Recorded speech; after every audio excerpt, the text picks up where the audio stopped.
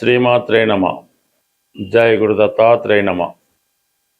మిథున రాశి వారికి రేపు జూలై 27వ తారీఖు నుంచి డిసెంబర్ 11 మధ్యలో శని భగవానుడు వక్రగమనం పొందడం జరుగుతుంది. సుమారు 138 రోజుల పాటు ఈ మిథున రాశి వారికి దశమ స్థానంలో ఉన్నటువంటి శని వక్రగమనం పొందడం జరుగుతుంది.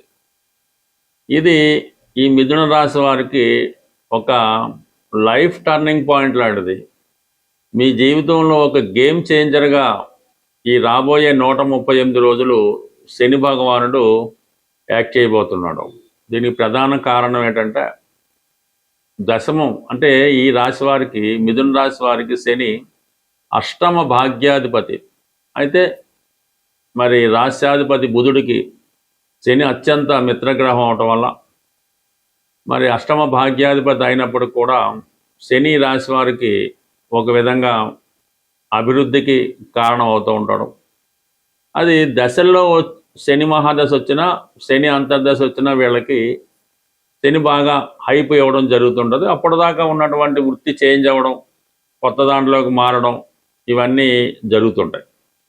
అయితే గోచారంలో వచ్చే శని అందరికీ కూడా ఒకే సమాన న్యాయాన్ని కలిగిస్తుంటాడు. ఇది మనవాడు పైవాడు అన్నటువంటి భేదం అన్నది ఈ శని భగవానుడికి ఉండదు. అందువల్ల ఏంటంటే కంప్లీట్గా మీకు దశమ స్థానంలో ఉన్నటువంటి శని భగవానుడు వక్రగమనం పొందడం వల్ల కంప్లీట్గా వృత్తిపరమైనటువంటి చేంజెస్ అంటే మార్పులు అన్నవి రావడం జరుగుతుంది. అది ఎంతవరకు మనకి పాజిటివ్గానే ఉంటుంది. అంటే ప్రస్తుతం మీరు ఏదో ఒక జాబ్ చేస్తున్నారు, మీ ఓపిక ఉంది, ఇంకొక ఉద్యోగం చేసుకోవచ్చు, 2 ఉద్యోగాలు చేసుకోవచ్చు. లేదంటే ఉన్న ఉద్యోగంలోనే ఎక్స్ట్రా డ్యూటీ చేయడం వల్ల 2 షిఫ్టులు పనిచేయడం వల్ల అంటే అటువంటి శక్తిని మీకు శని భగవానుడు ఇవ్వడం జరుగుతుంటుంది. ఈ విధంగా మీరు వృత్తిలో ఎక్కువ కష్టపడి వృత్తిపరంగా మీరు ఎక్కువ ఆదాయాన్ని సంపాదించడం అవుతూ ఉంటుంది. అయితే ఇక్కడ ఈ వక్రగమనం పొందినప్పుడు 9వ స్థానం మీద కూడా తన ప్రభావాన్ని చూపుతుంటాడు. అంటే 9వ స్థానం కుంభరాశి, అది వాయుతత్వ రాశి. శని భగవానుడు వాయుతత్వ గ్రహం. అందువల్ల ఏంటంటే ఎప్పుడైతే కుంభరాశి మీద తన ప్రభావాన్ని శని భగవానుడు చూస్తున్నాడో దాని ప్రభావం ఆటోమేటిక్గా మీ మిథున రాశి మీద పడుతుంది, తులారాశి మీద కూడా పడుతుంది.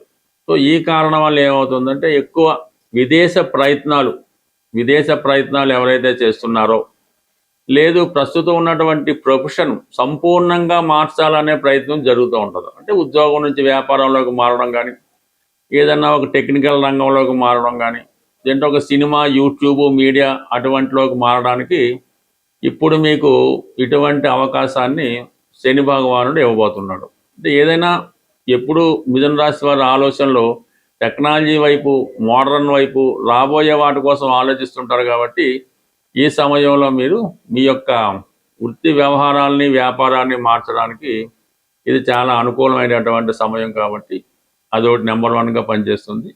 ఇక ప్రధానంగా కొత్తగా ఉద్యోగ ప్రయత్నాలు చేస్తున్న వారికి కూడా ఇది ఒక అవకాశాన్ని ఇవ్వడం జరుగుతూ ఉంటుంది.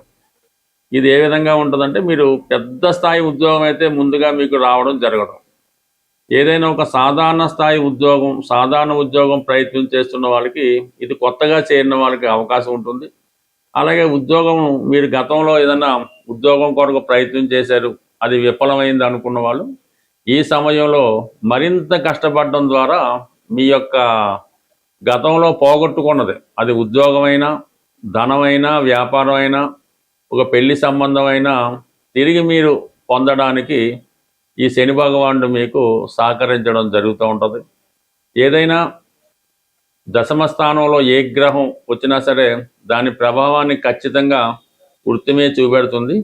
ఈ వక్ర గ్రహంలో ఉన్నటువంటి గ్రహాలు మరింత ప్రభావాన్ని చూపుతున్నారు. కాబట్టి మరి సాధారణంగా ఉద్యోగపరమైనటువంటి అభివృద్ధికి ఇది మీకు చాలా బెస్ట్ అవకాశం.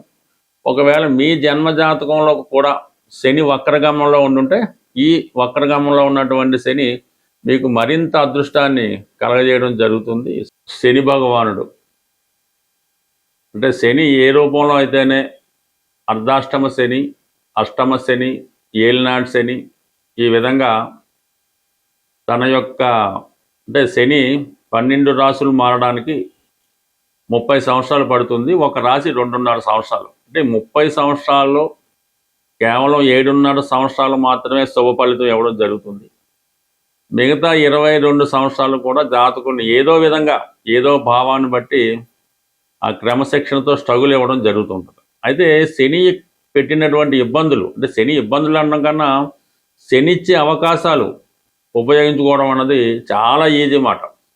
మీరు చేయవలసిందల్లా అత్యంత క్రమశిక్షణతో మన సాంప్రదాయాలు పాటిస్తూ, పెద్దలు పెట్టిన నియమాలు పాటిస్తూ, ఎప్పుడన్నా సరే ఎర్లీ మార్నింగ్ బ్రహ్మముహూర్తంలో లేగడం అన్నది అందరికీ సాధ్యం కాకపోవచ్చు.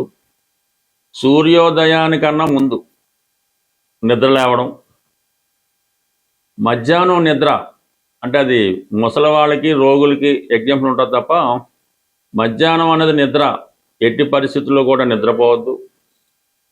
ఈ విధంగా ముందు ఈ క్రమశిక్షణ పాటించడం, ప్రతిరోజు కూడా మీ యొక్క కుల ఆచార ప్రకారం దైవనామస్మరణ చేసుకోవడం, కుటుంబంలో పెద్దల్ని గౌరవించడం. అంటే మెయిన్గా శని యొక్క మీకు ఎంత ఇబ్బంది పడి జన్మశని అయినా అవనవండి, అప్పుడు మీరు ఏం చేయాలంటే అనాథ శరణాలయంలో ఉన్నటువంటి వృద్ధులు, ఇప్పుడు చాలామంది అక్కడ చేయించేస్తున్నారు కదా, అక్కడ ఉన్నటువంటి వృద్ధుల్ని అంటే సేవించడం అంటే పూర్వంలాగా ఏమి కాళ్ళు నొక్కడం అదేం చేయక్కర్లేదు. మీరు వాళ్ళకి అడిగి మీకు ఏంటి బాబు అవసరం, మీకు ఏమైనా బిస్కెట్లు కావాలా, లేదంటే ఎన్నో మంచీలు తాగుతారా, లేదంటే ఎన్నో మందులు తెచ్చి పెట్టాలా, అంటే వాళ్ళకి ఏదైనా ఇలాంటి సేవ చేయడం మీకు ఇష్టమైతే వాళ్ళు ఫిజికల్గా కూడా సేవ చేయొచ్చు. ఈ అంటే మరి ఈ సత్యసాయిబాబా ఉన్నప్పుడు ఈ నారాయణ సేవ అని వాళ్ళు ఈ బాబా డెవోటీసు ప్రతి వారం ఈ నారాయణ సేవని చేస్తుండేవారు, ఈ సత్యసాయిబాబా డెవోటీస్ వాళ్ళు. సో అది కూడా వాళ్ళకి అంటే బాబా వారు ఆ విధంగా వాళ్ళతో చేయించి వారి యొక్క శనిని యాక్టివేట్ చేయించి వాళ్ళకి మంచి మార్గంలో నడపడానికి అవకాశం ఇస్తుండేవారు ఆయన బాబా గారు.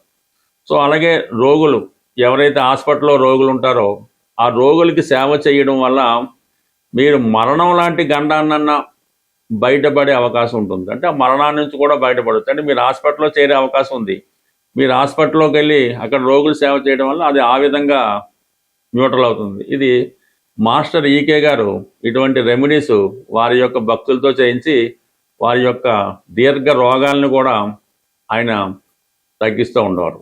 అంటే ఏదైనా శని సేవ చేయడం అది ఎవరైతే తన పనులు తాను చేసుకోలేరో వృద్ధులో బలహీనతో వాళ్ళకి చేయాలి తప్ప బాగా ఆరోగ్యంలో ఉన్నవాడికి మీరు ఎంత సేవ చేసినా పెద్దగా ఉపయోగం లేదు. పైపెచ్చి అది మీకు ఇంకో విధంగా ఇబ్బంది పడే అవకాశం ఉంటుంది. కాబట్టి ఈ నియమాలు మీరు అంటే బయట వారికి సేవ చేయడం, బయట వారికి భోజనం పెట్టడం కాకుండా మీ ఇంట్లో ఉన్నటువంటి మీ తల్లిదండ్రులకో తాతగారికో అమ్మమ్మలకో నాన్నలకో వారికి ముందు సేవ చేయవలసి ఉంటుంది. వాళ్ళ గురించి పట్టించుకోకుండా ఏదో వేరే వాళ్ళకి సేవ చేయడం, వాళ్ళకి మంచి చెడ్డలు చూడడం అది మీకు మరింత పాపాన్ని మూటగడుతూ ఉంటుంది. ముందు మీ ఇంట్లో ఉన్నటువంటి వృద్ధులకు ఎటువంటి కష్టం రాకుండా చూడటం, వారికి ఏదైనా అవసరం వచ్చినప్పుడు ఆత్మీయంగా వాళ్ళని పలకరించడం, అవసరమైతే వాళ్ళకి ఫిజికల్గా సేవ చేయడం, వాళ్ళ అవసరాలకి మంచి దుప్పటం, మంచి పడక ఏర్పాటు చేయడం, శుభ్రమైన ఆహారం పెట్టడం, వాళ్ళు పడుకునేలాగా మంచి పడక ఏర్పాటు చేయడం, వాళ్ళకు రూమ్ ఏర్పాటు చేయడం,